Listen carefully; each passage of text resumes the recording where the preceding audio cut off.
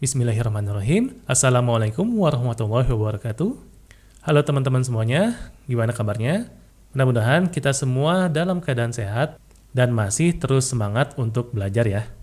Di video sebelumnya, kita sudah membahas tentang threat atau ancaman. Nah, di video kali ini saya akan membahas lanjutan dari threat, yaitu vulnerability. Nah, seperti apa dan bagaimana vulnerability ini dalam sebuah sistem? Silahkan teman-teman tonton video ini sampai selesai.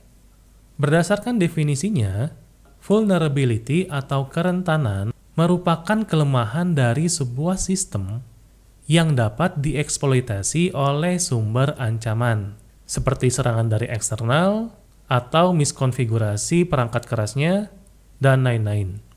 Tujuannya adalah untuk mendapatkan akses dan melakukan sesuatu terhadap aset yang ada di dalam sistem tersebut. Nah, di sini teman-teman bisa lihat ada beberapa kata kunci dari vulnerability ini. Yang pertama, vulnerability ini merupakan sebuah security weakness atau kelemahan dalam sebuah sistem keamanan, di mana kelemahan ini bisa dieksploitasi, yang artinya setiap sistem, setiap aplikasi, setiap jaringan itu pasti punya kelemahannya. Yang kedua, itu ada kata eksploitasi. Karena jika kita sudah mendapatkan kelemahan dari sebuah sistem tersebut, maka untuk masuk ke dalam sistem itu, kita harus melakukan eksploitasi terhadap kelemahan tadi. Yang ketiga, siapa yang bisa melakukan eksploitasi tersebut? Jawabannya adalah sumber ancaman.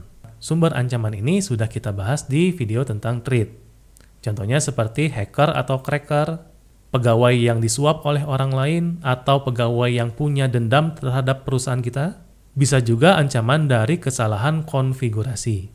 Dan kata kunci yang terakhir adalah tujuan dari eksploitasi ini adalah untuk mendapatkan akses, yaitu akses ke dalam sistem tersebut. Setelah masuk, si penyerang terserah mau mengobrak-abrik aset tersebut atau hanya sekedar melihat saja. Mengobrak-abrik di sini maksudnya penyerang itu bisa melakukan apa saja, seperti mencuri aset, menghapus aset, atau memodifikasi aset tersebut. Nah, teman-teman pasti bingung, eksploitasi di sini seperti apa sih maksudnya?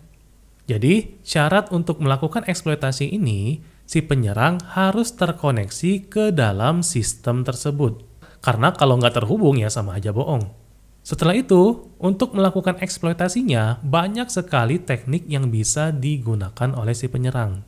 Contohnya seperti social engineering, SQL injection, cross-site scripting, buffer overflows, dan lain-lain. Beberapa titik kerentanan itu diklasifikasikan menjadi 6 jenis. Yang pertama adalah kerentanan terhadap hardware. Biasanya, kerentanan yang sering terjadi terhadap perangkat keras ini seperti rawan terhadap lembab, debu atau kotor, dan tempat penyimpanan hardware tersebut tidak dilindungi. Yang kedua, kerentanan terhadap software. Contohnya kayak software tersebut nggak pernah dilakukan testing, atau terjadi kesalahan pada saat merancang software tersebut. Yang ketiga, itu kerentanan terhadap jaringannya, kayak jalur komunikasi yang tidak diprotek, atau arsitektur jaringannya yang tidak aman. Yang keempat, kerentanan terhadap personilnya.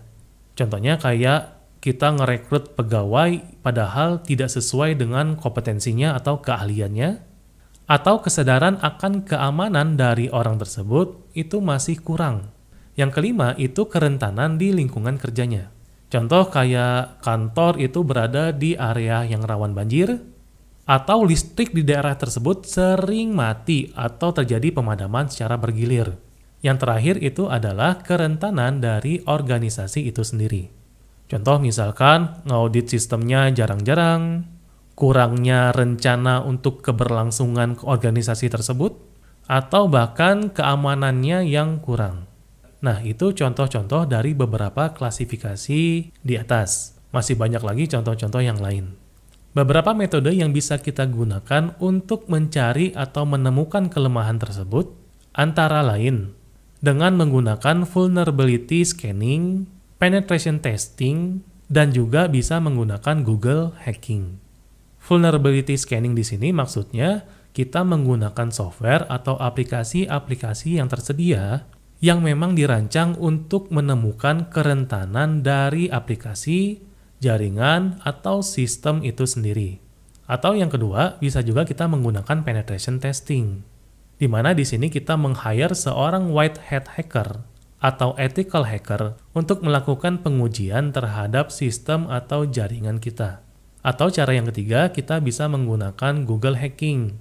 Maksud hacking di sini bukan kita nge-hack sistem Google-nya ya, tapi di sini kita lebih memanfaatkan search engine yang sudah disediakan oleh Google, Bing, dan lain-lainnya buat nyari informasi-informasi tentang vulnerability yang ada di dunia saat ini. Biasanya, vulnerability yang ditemukan oleh orang-orang di luar sana itu akan diposting pada website-website security dan mempublish vulnerability tersebut, sehingga kita bisa cross-check di sana. Nah, 3 cara inilah yang bisa teman-teman pakai untuk menemukan sebuah kelemahan dari sistem yang kita buat. Sekian penjelasan tentang vulnerability ini. Untuk video berikutnya, insya Allah akan saya bahas tentang topik risk atau risiko. Terus ikuti kelanjutan dari materi cyber security ini. Jika teman-teman punya pertanyaan, silakan ketik di kolom komentar di bawah ini. Terima kasih buat teman-teman yang sudah mendukung channel saya. Keep secure dan sampai jumpa di video selanjutnya. Assalamualaikum warahmatullahi wabarakatuh.